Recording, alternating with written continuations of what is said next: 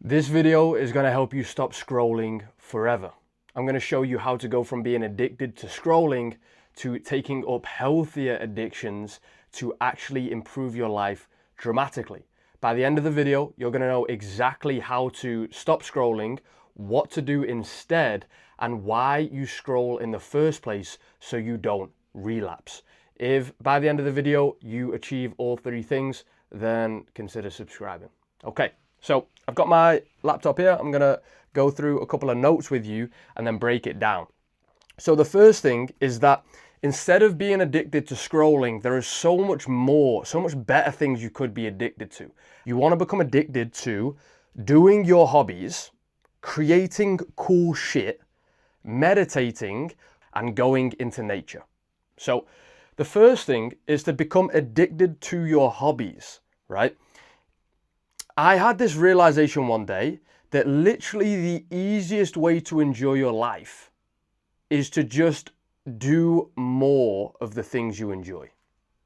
To do them more often, to do them with more intensity, to do them for longer durations, to do them more frequently.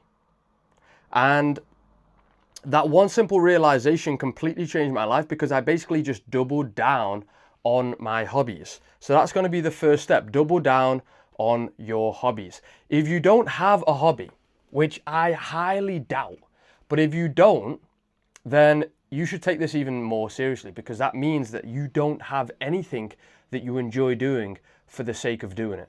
You're only doing things that are either practical or things to make you money, things to survive, things to pay the bills, things to, impress others or get validation from others or raise your status or whatever it is, like things that are going to be more practical and they're going to be more pragmatic, but those things aren't going to give you joy and they're not going to make you happy and they're not going to fulfill that need that you have, and that's why you're resorting to scrolling. So double down on your hobbies, and if you don't have any hobbies, pick one. Find a fucking hobby. Like, it's not actually that hard, right? Think back to when you were a kid. What did you enjoy doing? Start doing that now. Literally just ChatGPT it. If you really, don't know anything you could do, ask ChatGPT to list out 50 hobbies. Then, based on those hobbies, pick the ones that you think are the best, ask it to list out a few more, read like that are similar, read through it and go, okay, cool, I'm going to do this one first. Just pick one, start with one, don't start with 10, unless you're a bit crazy like me and you like to have a bunch of different things going on, then maybe. But just pick one, start there, and then double down on it, right? The second thing is to create instead of consume.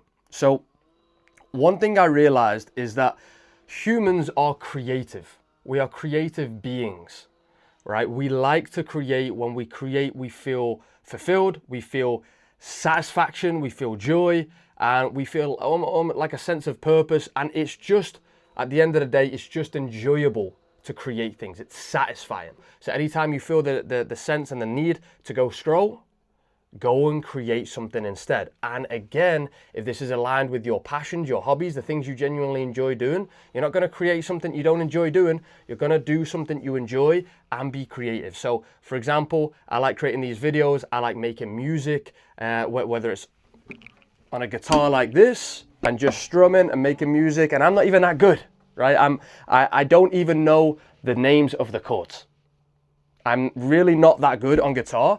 I know a fair few chords and I probably know more than I think, but I just don't know the names of it.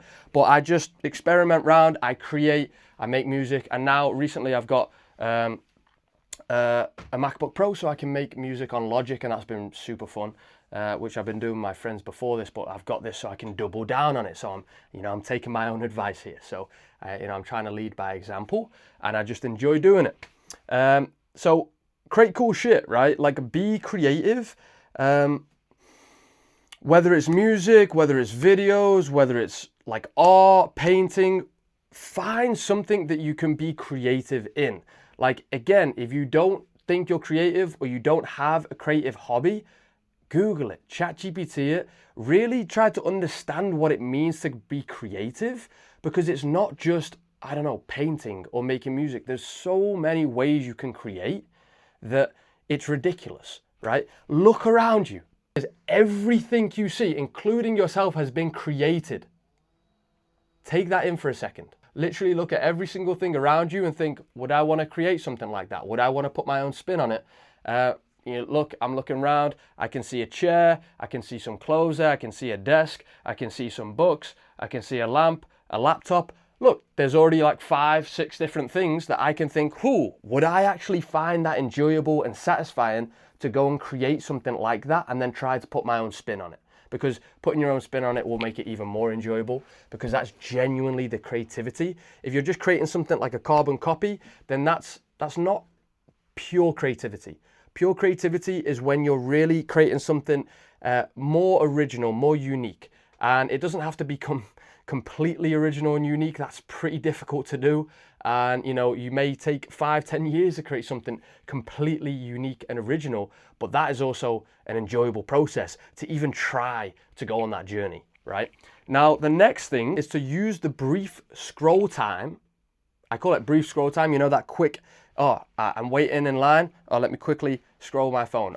I'm taking a shit on the toilet, let me scroll my phone, right? I'm waiting for my food to be done, let me scroll my phone. I'm downloading this thing on my laptop, it's taking like 5 minutes, let me scroll, right? Use that brief scroll time instead to practice meditation. Meditate, which is basically be in this moment, experience reality directly. You don't need to always entertain yourself. You don't need to always be seeing videos on your phone. You just don't. You just don't need to be constantly getting bombarded by stimulus. You can just be here in this moment, take it in, and just rest in your being, rest in your existence. That is really pure meditation. You're just resting in your existence. So meditation can be literally throughout your whole day, and you can literally use the trigger of going to scroll, or when you catch yourself scrolling for a couple of seconds, or the desire to want to go on your phone is the trigger to then meditate, right? So I just realized when editing this video that I didn't really break it down for beginners on how to actually meditate. So I have a separate video. It's a step-by-step guide on how to meditate effectively.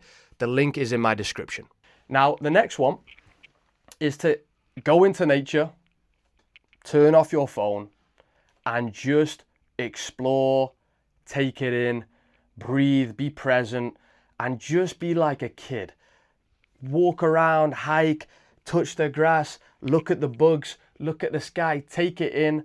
And it may take a little bit of getting used to. You're not on your phone, you're not getting that instant hit of dopamine. You turn your phone off, you put it in your bag, you put it away, and you just keep going into nature, immersing yourself into nature.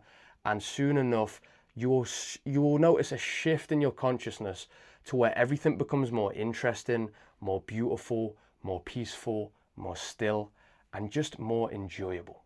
Now, if you do all of those things, why would you even want to scroll? You wouldn't. If you're doing things, if you're doing your hobbies every day, you're doubling down on your hobbies, things you genuinely enjoy doing, right? You're also being creative, something that's very enjoyable and very satisfying. You're getting into nature and you're really allowing it to take effect in your state of consciousness. And then you're also using those brief scroll times as a chance basically to practice meditation. If you're doing all of those things, then you just won't have really the desire to even want to scroll.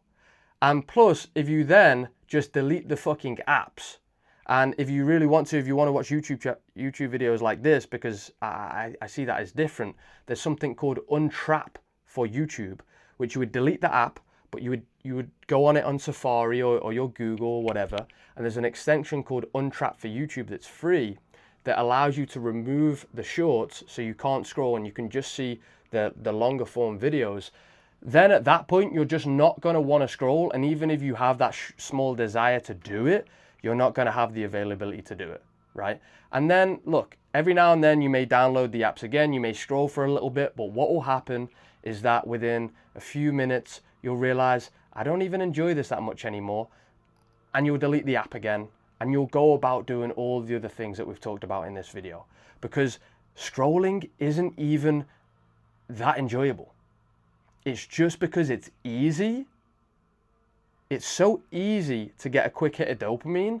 That's why you do it. And it's out of habit, it's out of ease, and it's also because the apps are literally designed to enslave your mind.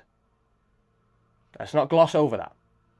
The apps are literally designed to enslave your mind. So yes, that's why you're hooked on it. It's not because it's that enjoyable. It's not because it's that satisfying. You know that better than me. It's because it's easy, it's quick hit of dopamine, and it's programmed by the top of the top people in the industry to enslave your mind. So delete the motherfucking app, go live your life, and if you don't even want to do any of the things I recommended in this video, and you've come up with your own things, perfect.